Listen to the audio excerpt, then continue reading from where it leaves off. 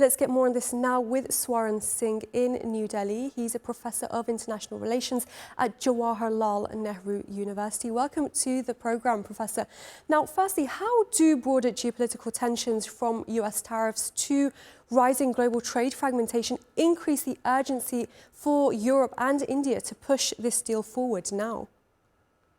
Thank you. First of all, at the global level itself, I think that tariffs tirade or tariff hikes of President Trump has already reduced the global trade to about 2 to 3%. In 2010s, it was doing as well as 10 to 11% growth rate annually. So, at the global level, there is a deceleration of trade because of disruption between when it comes to US trade with either India or European Union.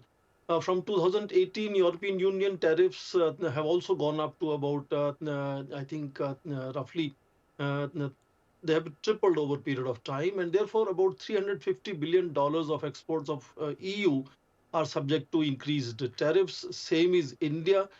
We now have 50% tariffs on about $62 billion of exports of India, barring electronics and smartphones, etc. So both European Union and India have also directly been facing tariffs of President Trump, and therefore they were negotiating for about 18 years from 2007. But it seems those tariffs of President Trump has accelerated the mutual agreement, which is being concluded here in New Delhi tomorrow to be signed sometime later this year. So definitely, President Trump's tariffs have contributed to these two, European Union and India, coming closer and coming together.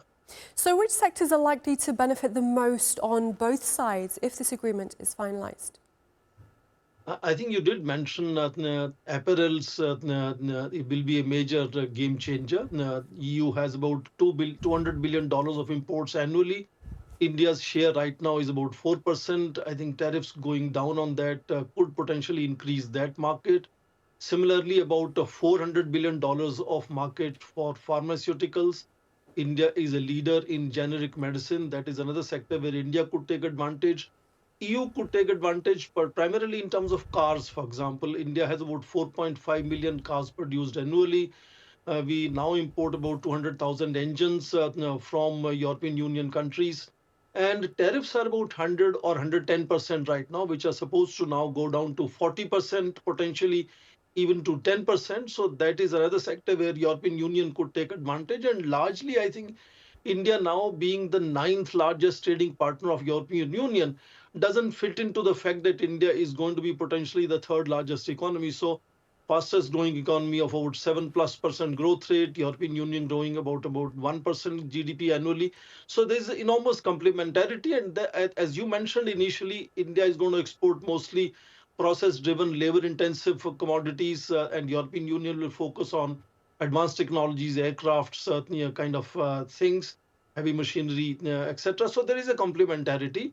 And hopefully their trade, which is about $136 billion now, should increase much faster, and there are targets of doubling it before 2030. Right, and negotiations still face hurdles like the EU's carbon border tax. How difficult will it be to bridge these gaps, and could they delay a final deal? I agree with you. CBAM could be a hurdle to tackle, but that, remember, focuses and impacts primarily sectors like steel, aluminum, cement, fertilizers. They don't actually impact all the sectors. So some of these tech sectors perhaps will need greater reform and rectification on Indian side to meet up those standards of CBAM and ensure that export in even those sectors could grow gradually. All right, we'll leave it there for now. Professor Swaran Singh from the Jawaharlal Nehru University, thank you very much for joining us.